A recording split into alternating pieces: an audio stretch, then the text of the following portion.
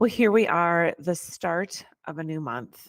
I cannot believe that February is here already. But there's a couple things that make me really excited about it. If you are somebody who started out January being totally gung ho about all these things that you wanted to do this year, all these things that you wanted to keep in your forefront and in your focus, what a great time to take an evaluation of those things. Once you got into the meat of the year, were those really the things that you wanted to do? Were these really the things that in your soul and in your heart aligned with who you're wanting to be this year? And if they aren't, let's talk about letting go of that stuff. Because if you know anything about me and know anything about my theories of coaching and how to manage your life and become who you want to be in your future, I think it should be really something that's fun to do, not something that feels like a heavy lift, not something that you've got this love hate relationship with. Let this be the start of your month that you're going to drop anything that doesn't feel like it's totally something you're passionate about accomplishing.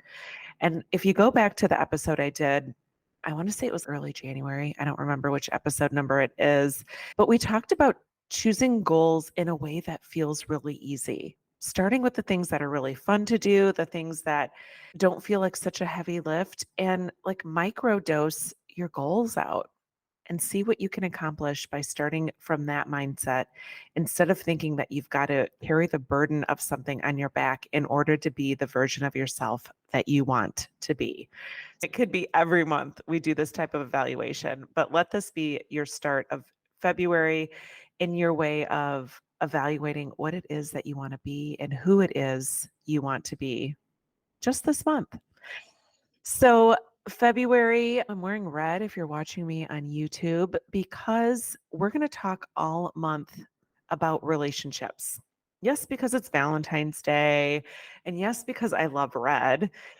But more importantly, because when you think about relationships, when you've gone through fertility treatments and haven't ended up becoming a mom, there's a lot of relationships that change and relationships that maybe feel uneasy or you feel like your footing just isn't where it used to be before your infertility diagnosis. So, this whole month, we're going to talk about those different types of relationships, how to manage them, how to reinsert yourself into a relationship, and what those various relationships are and who they're with. So, we're going to talk about relationships with your partner, your spouse. We're going to talk about relationships with friends, maybe friends with kids, maybe friends without kids, maybe family members who are getting pregnant or recently had children since you've gone through fertility treatments and you're just not feeling sure how to manage those relationships. We're going to talk about relationships with coworkers and colleagues when people are coming in on Mondays and talking about all these things that they've done with their families, and you feel like you're kind of on the sidelines of the conversation. Because relationships, what I've learned and what I really want you to consider is that relationships change. I think that we have this vision, and you might understand, like thinking that your best friend from elementary school and high school has to be your best friend for the rest of your life. There are many people, and you might agree with this, that think that relationships have to last you a lifetime. And if they do, that is awesome. Many of the reasons relationships last a lifetime is because they become fluid.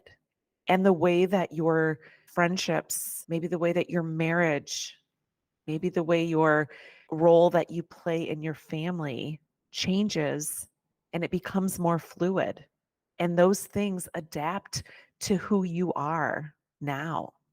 A lot of people are stuck on the relationships and the friendships and the love and the passion and the intimacy in your relationships always has to be the same. And if it changes at all, there's this like freak out moment that people have that things are changing. But what if the change is good?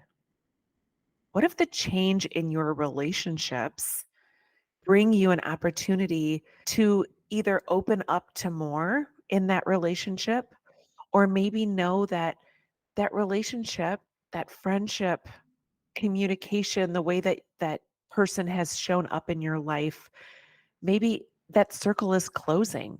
And what if that doesn't have to be a bad thing?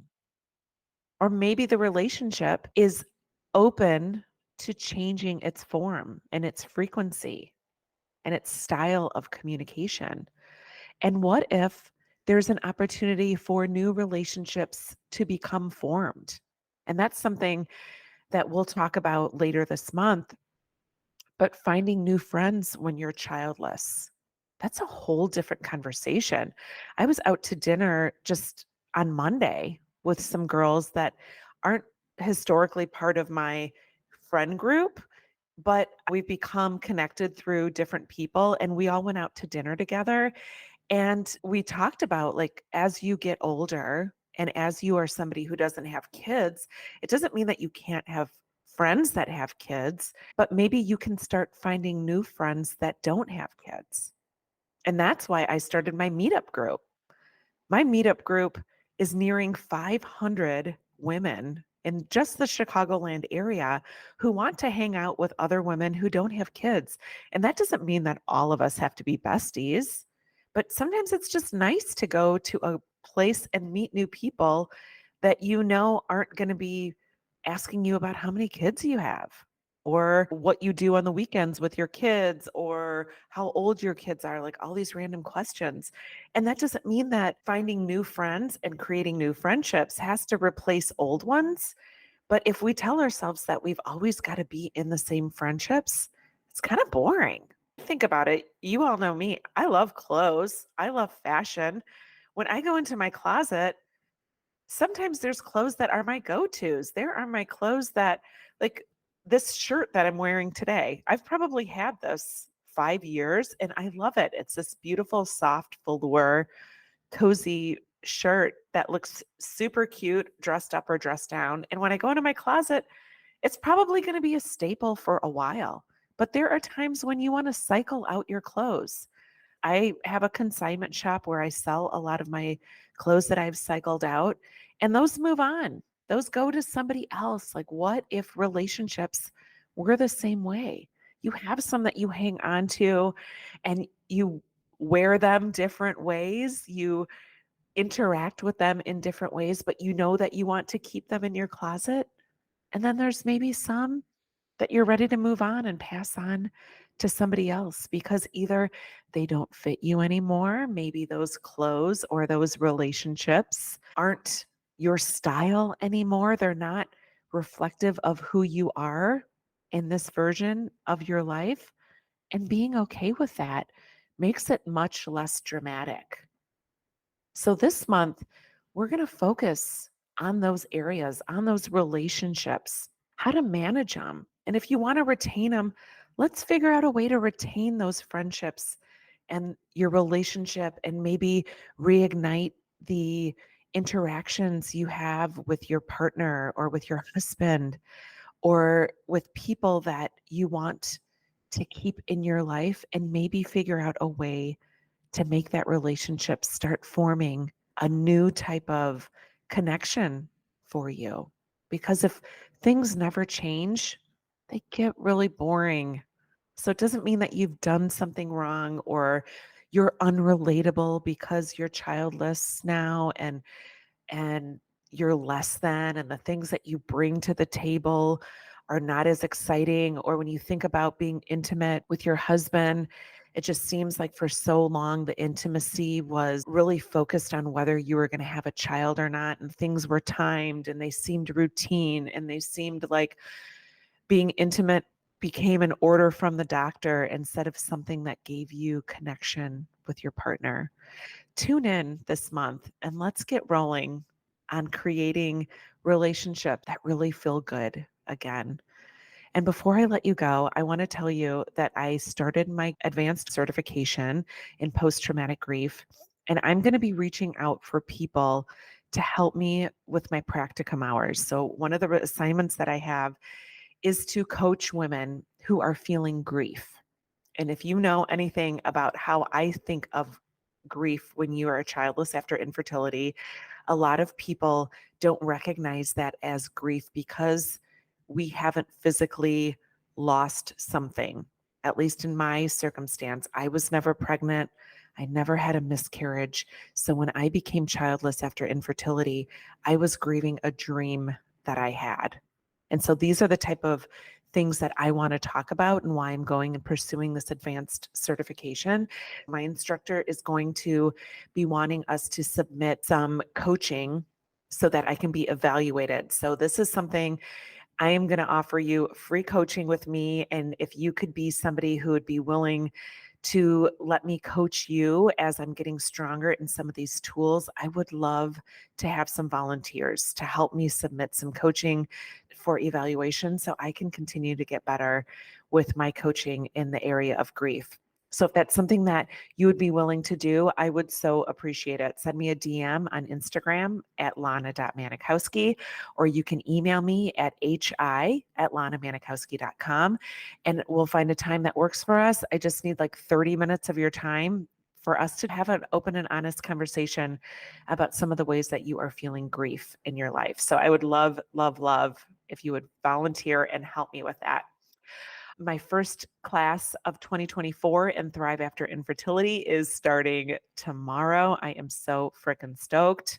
Some amazing women in this round of Thrive. If you thought about doing Thrive and it just didn't work out for you, I want you to know that I would love to have you in a future class. I'm changing things up this class. It's going to be different than I've done in the past.